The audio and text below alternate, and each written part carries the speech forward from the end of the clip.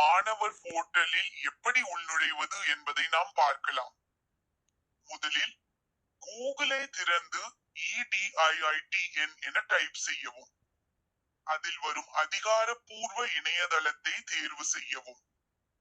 Program செல் சென்று SITP ஐ தேர்வு செய்யவும்.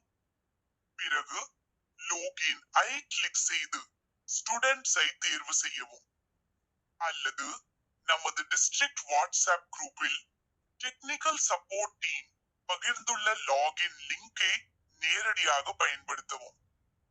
அங்கு உங்கள் அணியின் லோகின் ஐடி மற்றும் பாஸ்வேர்ட் ஐ உள்ளிடவும். தனிப்பட்ட புரோஃபைலை காணலாம். உங்கள் புரோஃபைலை தேர்வு செய்து லோகின் செய்யவும். ப்ரீ சர்வே எவ்வாறு முடிப்பது என்பதை காணலாம். முதலில் உங்கள் ஸ்டூடெண்ட்ஸ் டீம் புரோஃபைலில் உள்நுழைக. அங்கே தனிப்பட்ட புரோஃபைல காணலாம்.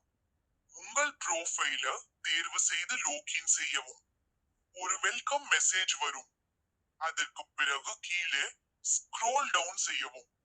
அங்கே ஸ்டார்ட் என்ற ஆப்ஷன் வரும். அதுல ப்ரீ சர்வே காட்சி தரும். அதை திறந்து உங்களுக்கு பொருத்தமான பதில்களை தேர்வு செய்து சப்மிட் செய்யவும். வாழ்த்துக்கள், நீங்கள் ப்ரீ சர்வேயை பாடத்தை எப்படி முடிப்பது என்று பார்க்கலாம். முதலில் உங்கள் ஸ்டூடெண்ட்ஸ் டீம் புரோஃபைலில் உள்நுழைக. அங்கே தனிப்பட்ட புரோஃபைல காணலாம். உங்கள் புரோஃபைலை தேர்வு செய்து லோகின் செய்யவும். அங்கே ஸ்க்ரோல் டவுன் செய்து கோர்ஸை கிளிக் செய்யவும். கோர்ஸ் வீடியோஸ் பட்டியலை பார்க்கலாம். ஒவ்வொரு வீடியோவையும் முழுமையாக பாருங்கள். அதன் பின் குயிஸை பாஸ் செய்யவும். வாழ்த்துக்கள், நீங்கள் SITP கோர்ஸை வெற்றிகரமாக முடித்து விட்டீர்கள். இப்போது உங்கள் சான்றிதழை டவுன்லோட் செய்யலாம். ITP ஆன யோசனை சமர்ப்பிப்பு பற்றி பார்ப்போம். உங்கள் யோசனை எப்போதும் புதுமையாகவும் நடைமுறைக்கு ஏற்றவையாகவும் சமூக நலனுக்காகவும் இருக்க வேண்டும் என்பதை நினைவில் கொள்ளுங்கள். அப்படியே PPPP மாதிரி கேள்விகளை காலியாக நிரப்புவதை தவிர்க்கவும். கல்வி முறை மேம்படுத்தப்பட வேண்டும் போன்ற பொதுவான கருத்துக்களை ஐடியாவாக கொடுக்க வேண்டாம். தவறான அல்லது பொருத்தமற்ற சொற்களை இடக்கூடாது. கூகுள் இருந்து காப்பி பேஸ்ட் செய்யக்கூடாது. நீங்கள் உங்கள் பள்ளியை பிரதிநிதித்துவப்படுத்துகிறீர்கள் என்பதை நினைவில் கொள்ளுங்கள். பொறுப்புடன் செயல்படுங்கள். இப்போது நாம் யோசனை சமர்ப்பிப்பு பற்றி பார்க்கலாம். முதலில் உங்கள் students team புரோஃபைலில் உள்நுழைக.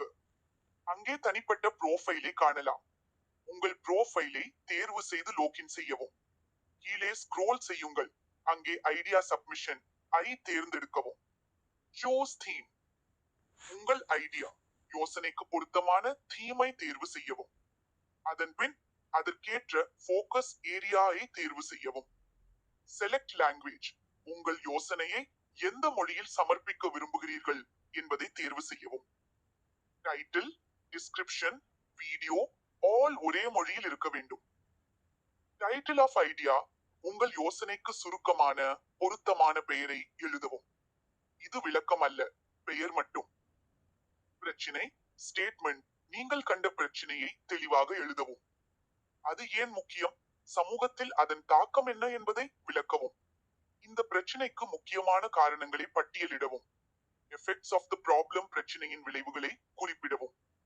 places where problem is found, இந்த பிரச்சனையை எங்கு கண்டீர்கள் என்பதை தேர்வு செய்யவும்.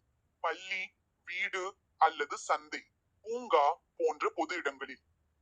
who faces this problem, இந்த பிரச்சனையை யார் சந்திக்கிறார்கள் என்பதை குறிப்பிடவும்.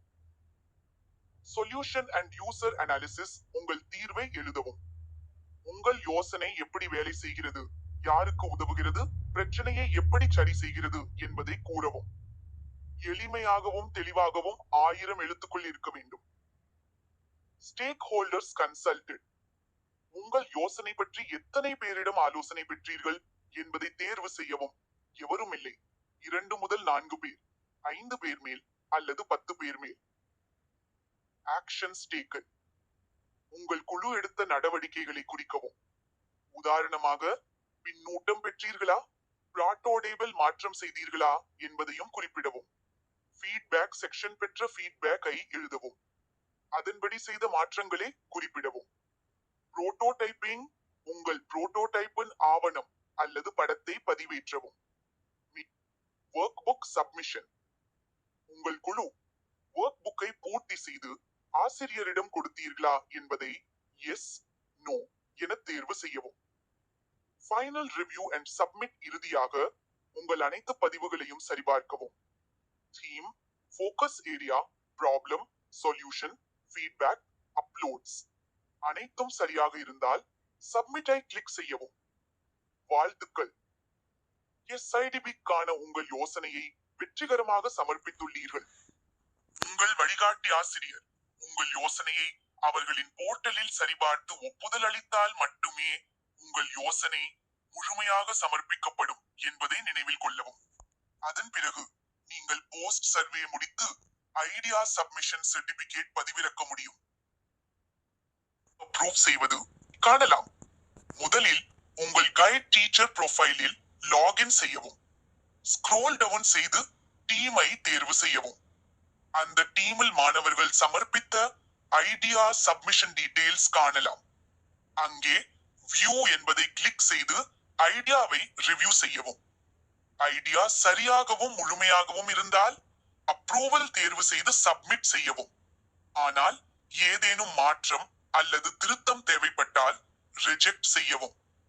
ரிஜெக்ட் செய்தால் மாணவர்கள் திருத்தங்களை செய்து மீண்டும் சரியாக சப்மிட் செய்ய முடியும்.